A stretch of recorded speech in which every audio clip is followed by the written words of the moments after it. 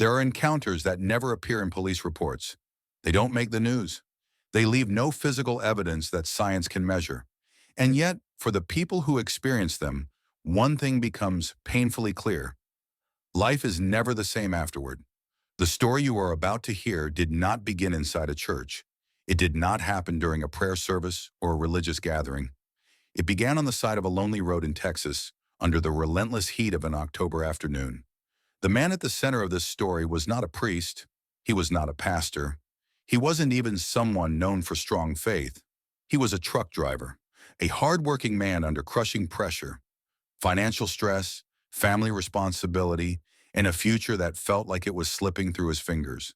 And all of it changed because of one simple act of kindness. A bottle of water, given to a stranger, at the exact moment it was needed. If you believe that nothing in this world happens by accident, if you've ever wondered whether God and the Virgin Mary still walk beside ordinary people today, listen carefully and listen to the end. And if stories like this move your heart, subscribe to Heaven Walks With Us so you don't miss the next encounter that may feel uncomfortably close to your own life. His name was Nathan Brooks, 46 years old, nearly 2 decades on the road, an owner-operator in every sense of the word. His truck was his livelihood, his investment, and the only thing standing between his family and financial collapse. Nathan was never wealthy, but for years he managed, until everything began to break at the same time. His Freightliner Cascadia, a 2019 model, Naj had started sending warning signs he couldn't ignore. The steering wheel vibrated slightly on uphill grades. The temperature gauge crept higher than normal, and the air conditioning had gone completely dead, a dangerous problem under the Texas sun. Nathan knew what that meant. Mechanical problems like these don't disappear. They wait, and they get worse. At home, the pressure was even heavier. His wife, Sarah, had lost her job when the medical clinic she worked for shut down unexpectedly. Their 16-year-old son, Ethan, needed ongoing cardiac evaluations, partially covered by insurance, but never fully. Their daughter, Grace, 12 years old, was falling behind in school, and her teachers strongly recommended private tutoring. Medical bills were taped to the refrigerator. Bank notices stacked on the kitchen counter. Missed calls from unfamiliar numbers became a daily routine. For the first time in 17 years, Nathan found himself considering something he once swore he never would: selling the truck. It would mean giving up the independence he sacrificed his youth for, becoming a company driver. Less freedom, less income, but stability, something his family desperately needed. That morning, Nathan accepted a critical load: medical equipment, time-sensitive, high priority. It had to be delivered from Texas Hill Country to a distribution hub near Houston by sunrise the next day. No delays, no excuses. The client trusted him with the shipment, and Nathan knew the truth. If he failed this run, there would be no second chance. Before he left, the tension at home finally broke. Sarah stood in the kitchen, her eyes red but her voice steady, the voice of someone who had already cried too much. "I don't need the dream anymore, Nathan," she said quietly. "I need safety for our kids." Nathan had no answer. He wanted to say this run would help them breathe again. He wanted to say he wasn't ready to let go, but deep down he knew Sarah wasn't wrong. He walked out of the house in silence. The engine roared to life. The highway stretched endlessly ahead. Sunlight hammered the windshield like fire. Nathan Brooks had no idea that within a few hours, on a forgotten stretch of road, a woman he had never seen before would step into his path. And from that moment on, his life, and the lives of countless others, would begin to change in ways no one could explain. The argument did not end when Nathan Brooks closed the front door. It followed him. But it sat beside him in the cab as he pulled onto the highway. It echoed in his head with every mile marker that passed. Sarah's words weren't angry. That was what made them harder to escape. "I don't need the dream anymore. I need safety for our kids." Nathan had replayed that sentence 100 times already. For years, being an owner-operator wasn't just a job. It was his identity. He chose his routes. He chose his loads. He answered to no dispatcher barking orders through a headset. He missed birthdays and holidays so that one day his family wouldn't have to worry about money. At least that was the plan. Now at 46, the plan felt fragile. The road out of Texas Hill Country wound through low hills and long stretches of emptiness. Dry grass, scattered oak trees. My gas stations spaced far enough apart to make you think twice before passing one by. The heat inside the cab became unbearable. Without air conditioning, the sun turned the truck into an oven. Sweat ran down Nathan's back as he reached for his 2-liter bottle of water, already half gone. He took slow sips, knowing he had to make it last. The steering wheel vibrated again, not violently, just enough to remind him that the truck was hurting, and hurting trucks cost money he didn't have. Nathan tightened his grip and stared straight ahead. At a red light outside a small town, his phone buzzed. A voicemail. Unknown number. He didn't listen to it. He already knew what it would be. Another reminder, another warning, another bill. When the light turned green, he pressed the accelerator harder than necessary. The truck climbed into the open highway, leaving the town behind like it never existed. That was when the doubts crept in. Maybe Sarah was right. Maybe this was stubborn pride, not faith in a dream. Maybe selling the truck wouldn't be failure, just survival. The thought hit him harder than he expected. Nathan Brooks had always believed that if you worked hard enough, if you stayed honest, things eventually worked out. But lately it felt like effort wasn't enough anymore. By mid-afternoon, the road narrowed into a quieter stretch. No traffic, no radio signal, just heat, engine noise, and thoughts that refused to stay silent. Then, as the truck crested a gentle rise, Nathan saw something that made his foot ease off the gas. Someone was sitting on the side of the road, not waving, not signaling for help, just sitting, under a single oak tree.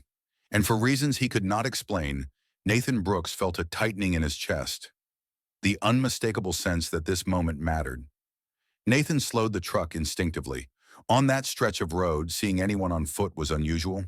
There were no houses nearby, no bus stops, no businesses for miles, just rolling hills, dry grass, and the occasional oak tree breaking the horizon. And yet, there she was. A woman sat on a flat stone beneath the shade of a single oak. She looked to be in her early 30s. Her dress was a faded blue, simple and worn, and a white shawl rested loosely over her dark hair, shielding her face from the sun. She wasn't waving for help. She wasn't holding a sign. She wasn't even watching the road. She simply sat there, hands folded in her lap, as if waiting for something, or someone. Nathan's first instinct was to keep driving. Truckers learn quickly that stopping for strangers can be dangerous. Too many stories, too many risks. And with his load on a strict deadline, he had every reason not to slow down. But his foot hesitated on the accelerator. There was nothing threatening about her. No urgency in her posture, no desperation. If anything, there was a quiet dignity in the way she sat. Calm, composed, completely out of place. Nathan drove past her. 10 seconds. 20. His chest tightened. The feeling was sudden and uncomfortable, like a hand pressing gently against his heart. He had felt stress before, anxiety, fear, but this was different. This felt deliberate. He checked the rearview mirror. The woman remained under the oak tree, unmoving. Nathan exhaled sharply and eased the truck onto the shoulder about 50 yards ahead. The engine idled as he sat there, hands resting on the steering wheel. "What are you doing?"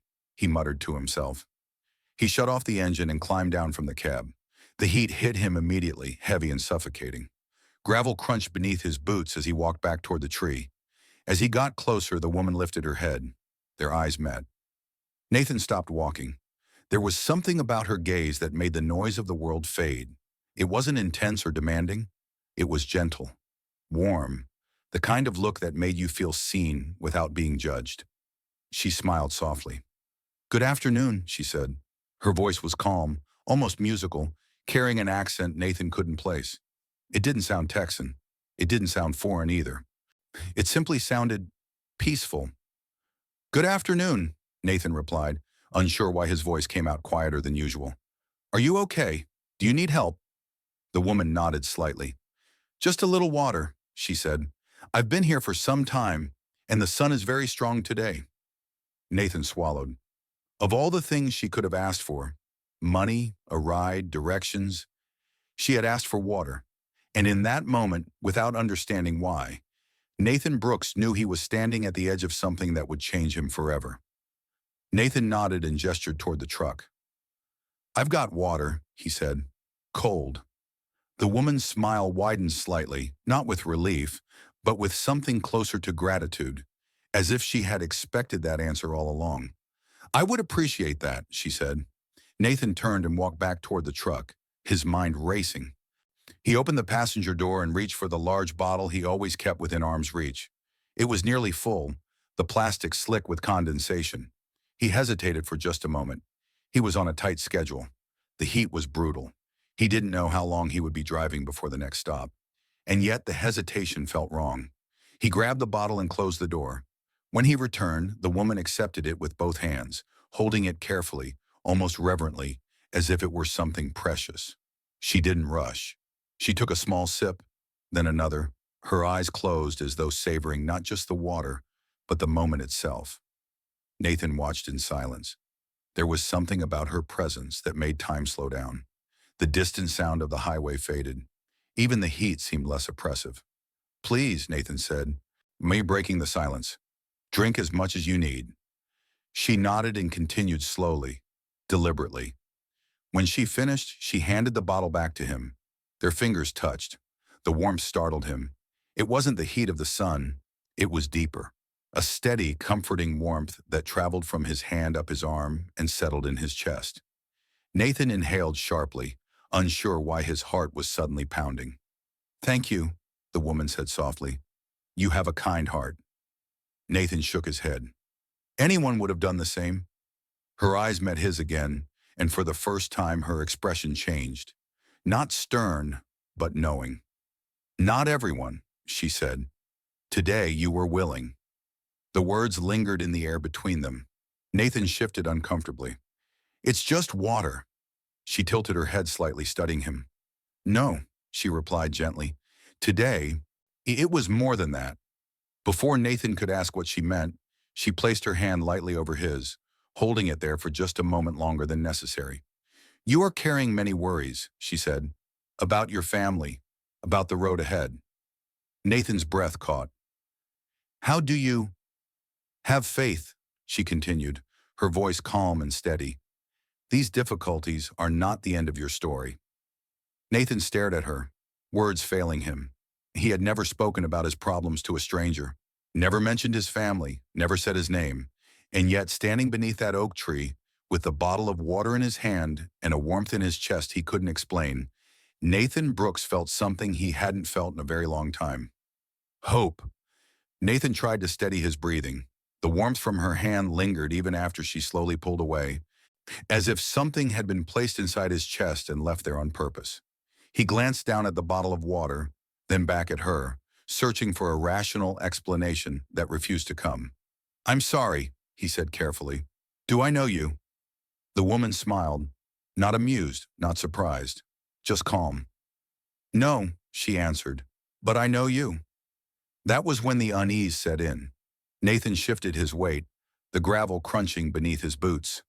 "Have we met before?" he asked. "Maybe at a truck stop or—" She shook her head gently. "You have been carrying this road for many years," she said. "You work hard. You try to do what is right, even when no one sees." Nathan felt his throat tighten. Those weren't compliments a stranger guessed. They were observations made by someone who had watched, someone who knew. "I'm just doing my job," he said, forcing a small laugh. "Nothing special." She studied him for a moment longer, then spoke again, softly but clearly.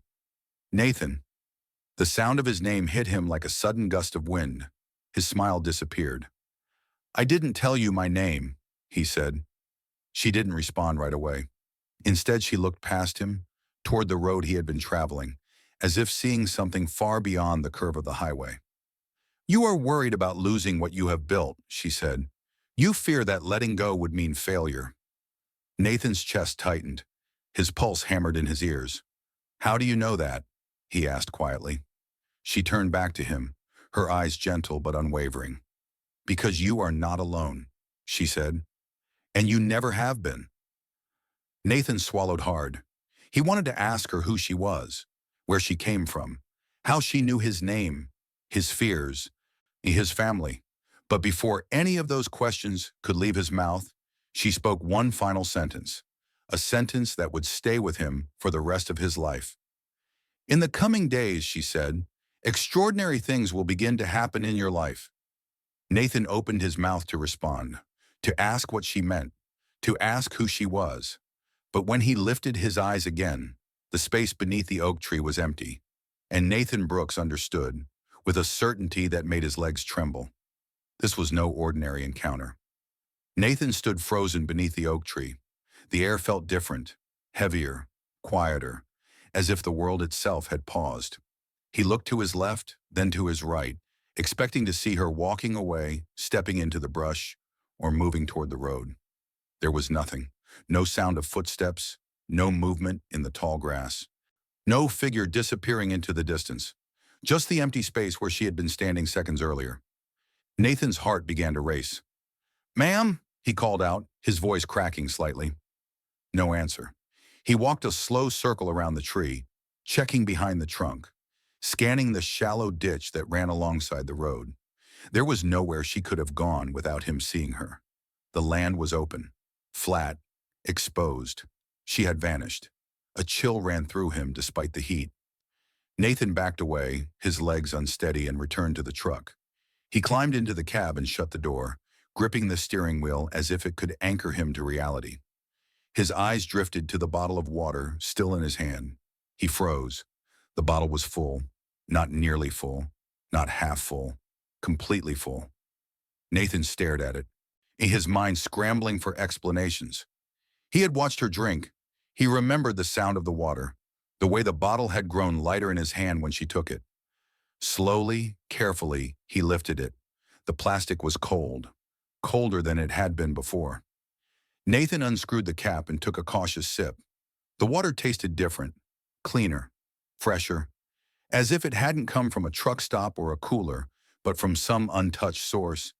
It sent a strange sense of calm through him, easing the tight knot that had been sitting in his chest all day. "What just happened?" he whispered. He started the engine, his hands still trembling, and pulled back onto the highway. The road stretched on, familiar yet suddenly foreign. Every mile felt unreal, like he was driving through a dream he couldn't wake from. Questions flooded his mind. Who was she? How did she know his name? How could the bottle be full again? And what had she meant by extraordinary things? Nathan drove for nearly an hour without realizing it. The landscape passed in a blur, his thoughts circling the same impossible moment again and again. Then up ahead, flashing lights appeared on the horizon. Hazard lights, brake lights, emergency reflectors. Nathan slowed instinctively.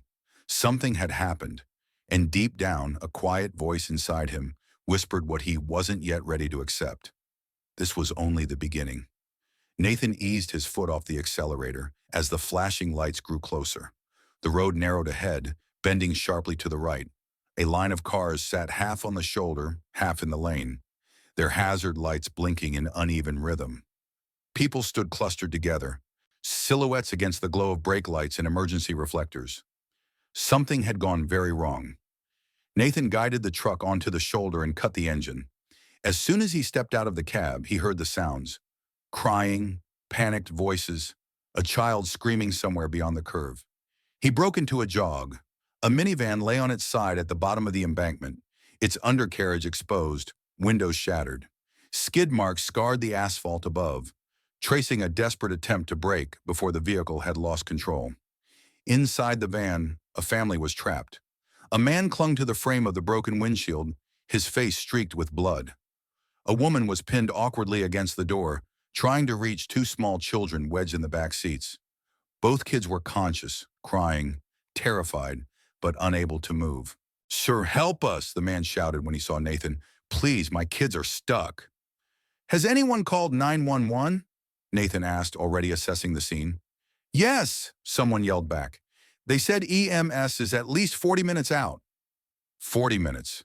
Nathan's stomach dropped. The van had landed at an angle that made opening the doors impossible. Fuel leaked slowly onto the dirt below. Every second increased the risk. People stood frozen, unsure what to do next. Nathan felt the weight of the moment press down on him, Then a sentence echoed in his mind. Continue helping those who need it. He didn't remember hearing the words aloud, but they were unmistakable. I can try to pull the van upright, Nathan said, his voice firm. I've got chains in my truck. Several people exchanged nervous looks. That could be dangerous, one man warned. Your so is waiting, Nathan replied. He ran back to the truck, grabbed the heavy-duty chains from the storage compartment, and returned to the scene. With the help of two other men, he secured the chains to the rear frame of the van, anchoring them carefully to his truck. Nathan climbed back into the cab, hands steady despite the chaos around him. He started the engine. Slowly, carefully, he eased forward. The chains tightened. The metal groaned. Gravel shifted beneath the tires. Then, inch by inch, the van rolled back onto its wheels. A collective gasp rippled through the crowd. As soon as the pressure was relieved, Nathan jumped out and rushed to the doors. This time they opened. One by one, the children were lifted free. Bruised, shaken, but alive. The mother collapsed onto the ground, sobbing as she wrapped her arms around them. When the father grabbed Nathan by the shoulders, tears streaming down his face. You saved my family, he said, his voice breaking. You saved them. Nathan shook his head, barely able to speak. I just did what I could. When the ambulance finally arrived, the paramedics moved quickly. One of them pulled Nathan aside. If you hadn't acted when you did, the medic said quietly, those kids could have suffered serious complications. You bought them time. As Nathan stepped back, his heart pounding, he noticed the woman from the van staring at him. Her face was pale, her hands still trembling.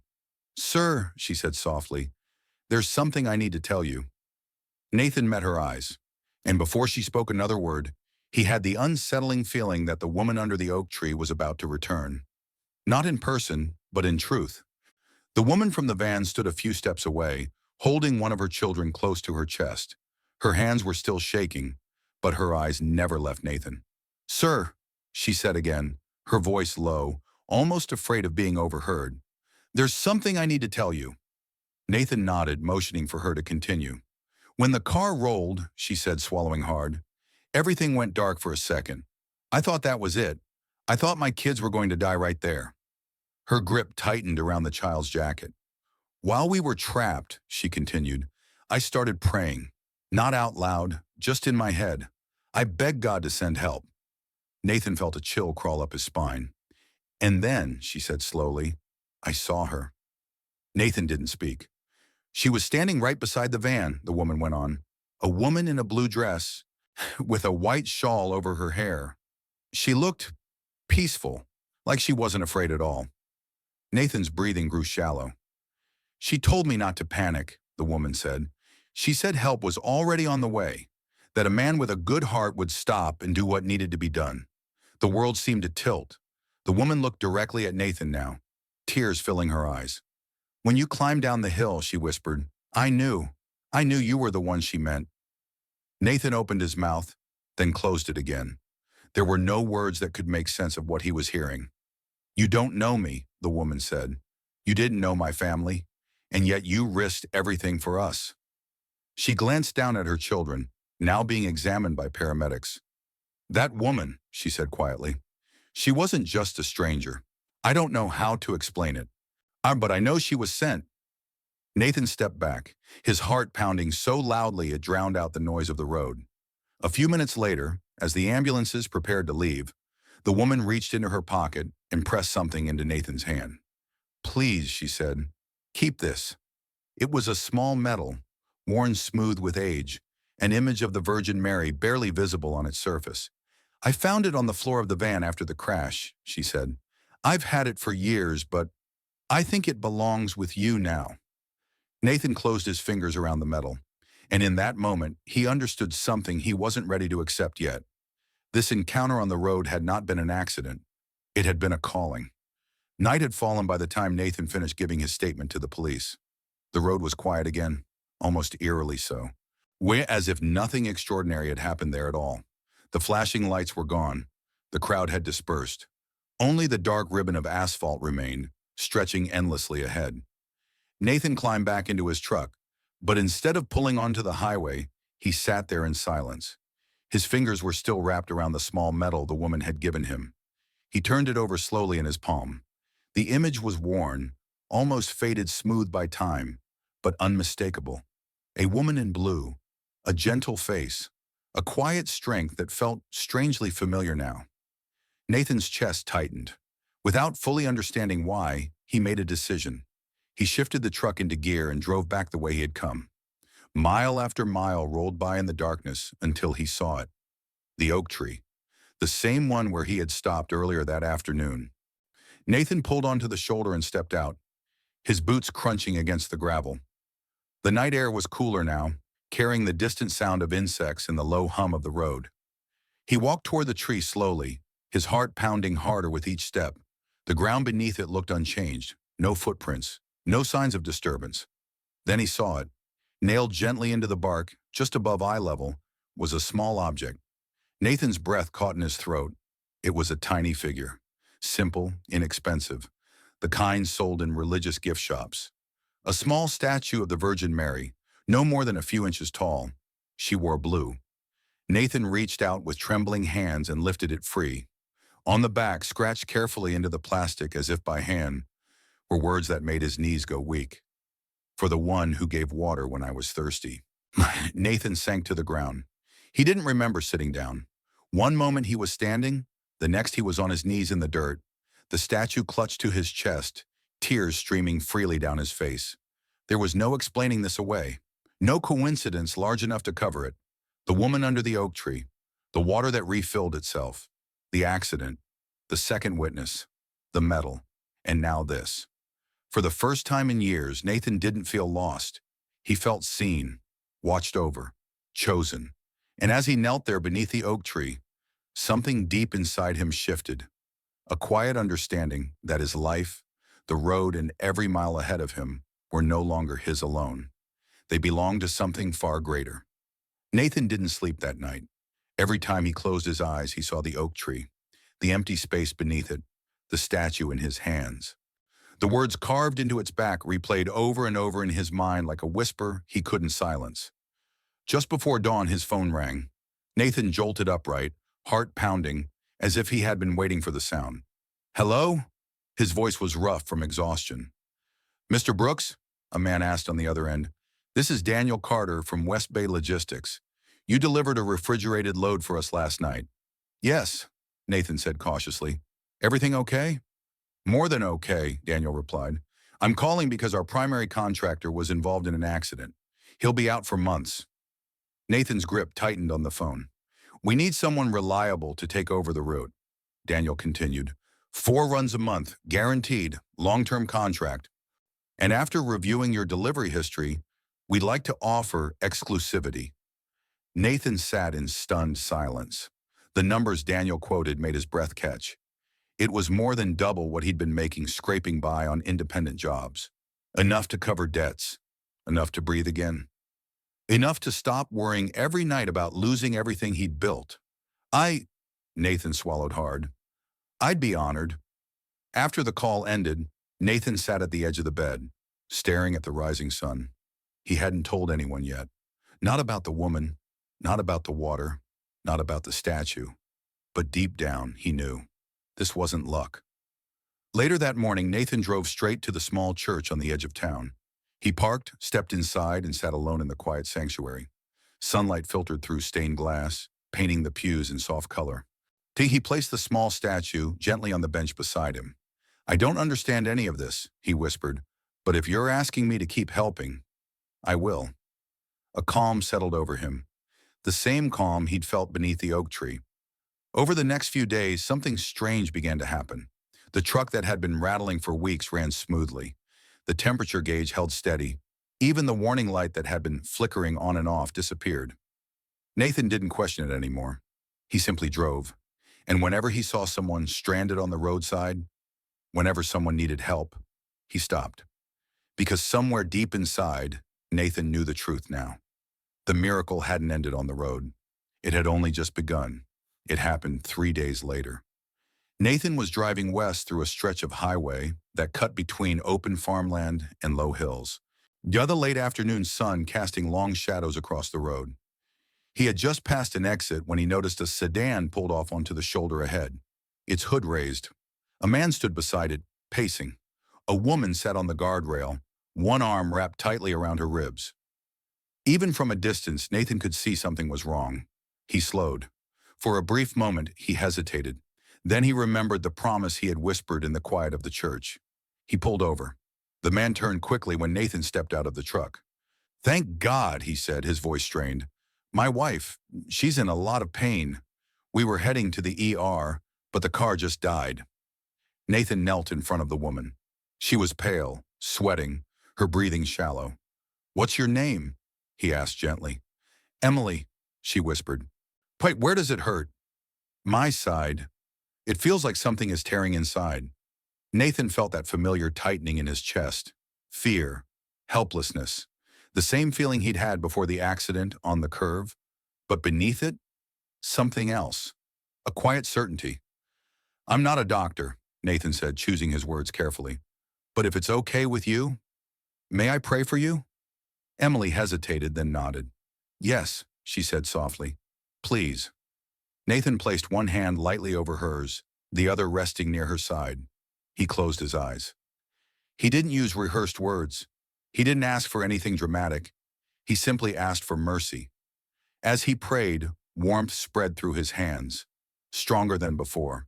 Not painful, not overwhelming, just present, steady. Emily gasped. Nathan opened his eyes. Her breathing slowed. The tension in her face eased. It's fading," she said in disbelief. "The pain. It's going away." Her husband dropped to his knees beside her, tears welling up. "What's happening?"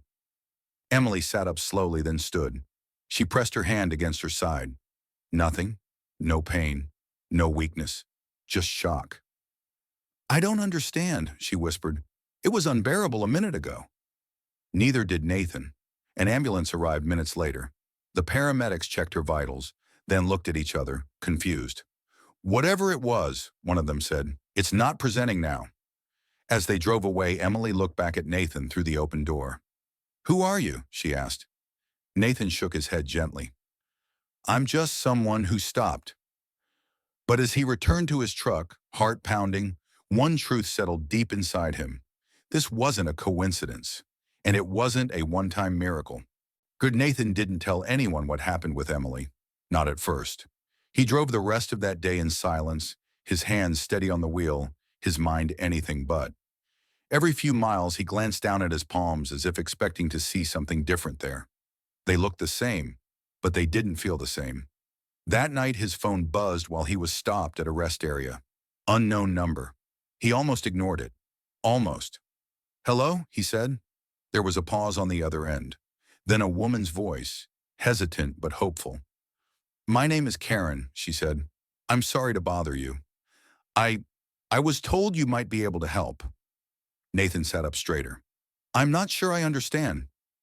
"My sister was at the roadside earlier today," Karen continued. "Her name is Emily.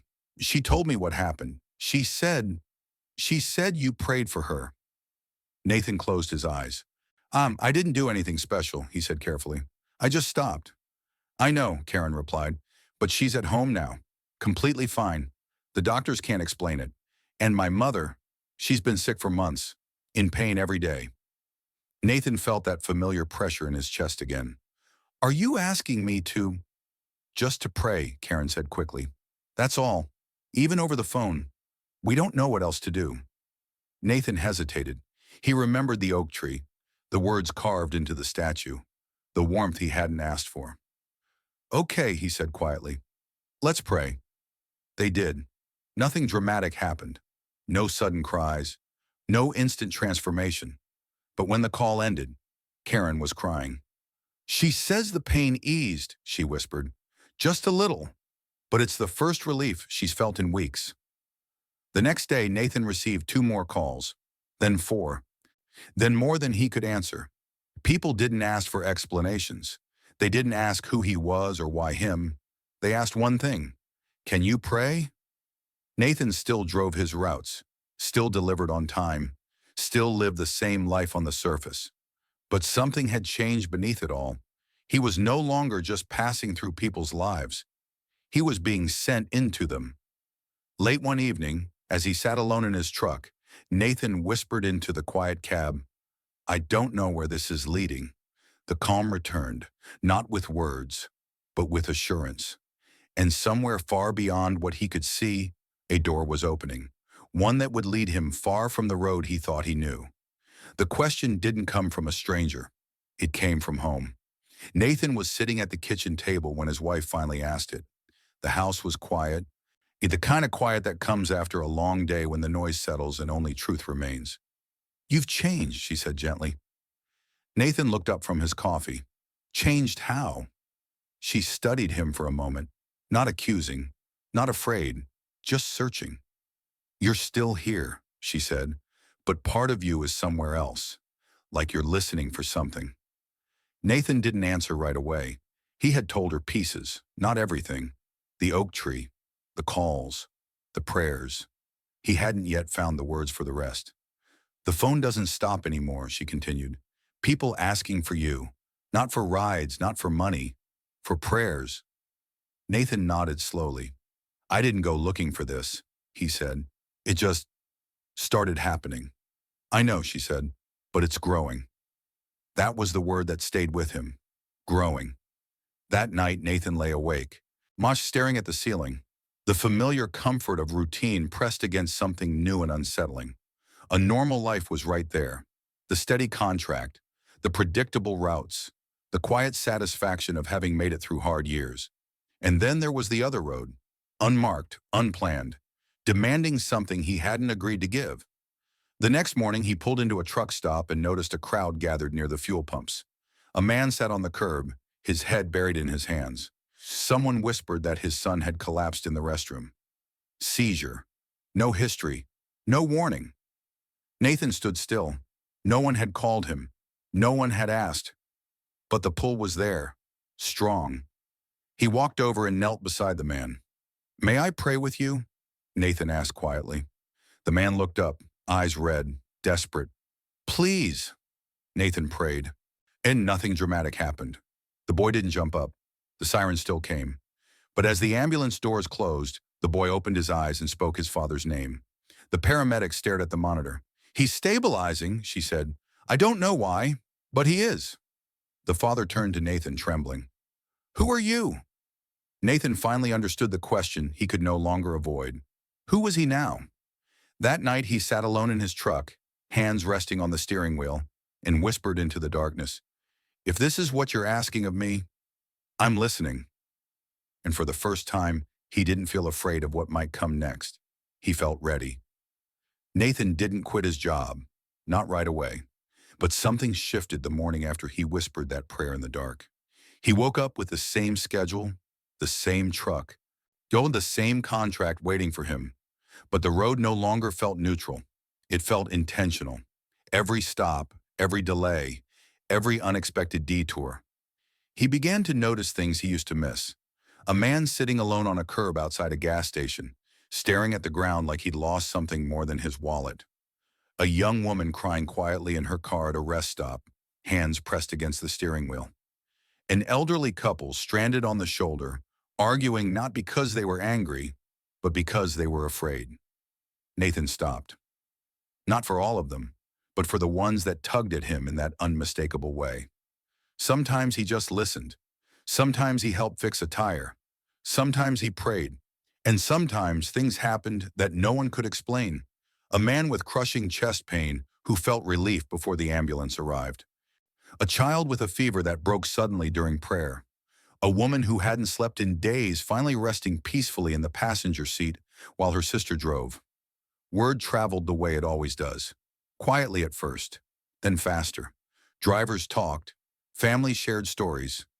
Someone posted a message online. "If you see a white rig with a blue emblem near the interstate, ask him to pray." That was when Nathan realized it could no longer stay small. One evening, he pulled into a town he'd never planned to visit. A bridge was closed, forcing traffic to reroute through narrow streets lined with old houses and flickering streetlights. As he rolled past a community center, he saw a crowd gathered outside, not celebrating, waiting. A woman stepped into the road and raised her hand. Nathan stopped. She approached the cab slowly, eyes wet but steady. "So are you the driver who prays?" she asked. Nathan felt his chest tighten. "I try to help when I can," he said. Her shoulders sagged with relief. "My mother is inside. She's been sick a long time. The doctors say there's nothing more they can do." Nathan followed her inside. The room was dim, quiet. A dozen people stood along the walls, faces worn by exhaustion and hope held together by threadbare faith. Nathan knelt beside the bed. He didn't promise anything. He didn't raise his voice. He prayed, and in that moment he felt it, clearer than ever before. He was no longer just passing through these places. He was being sent to them. When he stepped back outside later that night, the woman hugged him tightly. "Thank you," she whispered.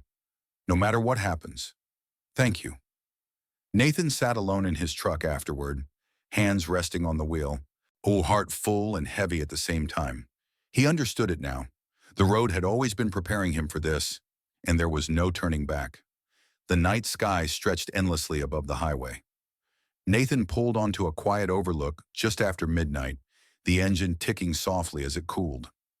Below him, the city lights shimmered in the distance, small and fragile against the vast darkness. He stepped out of the truck and stood in the stillness.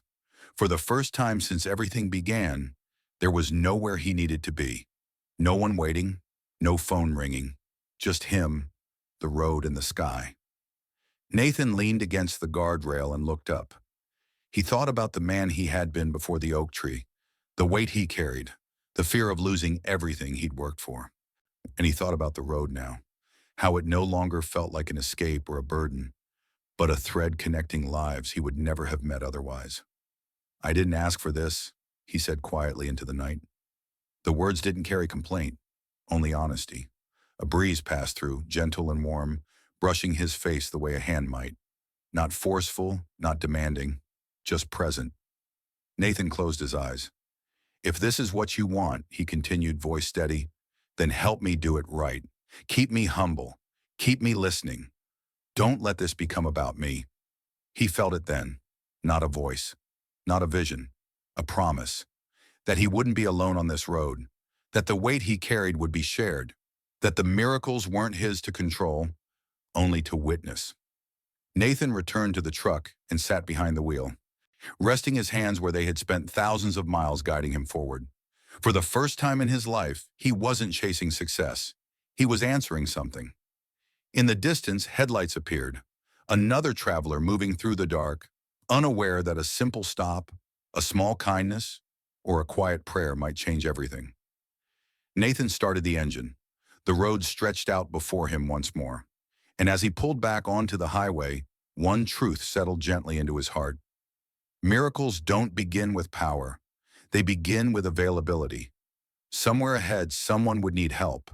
Someone would need hope. Someone would need to be seen.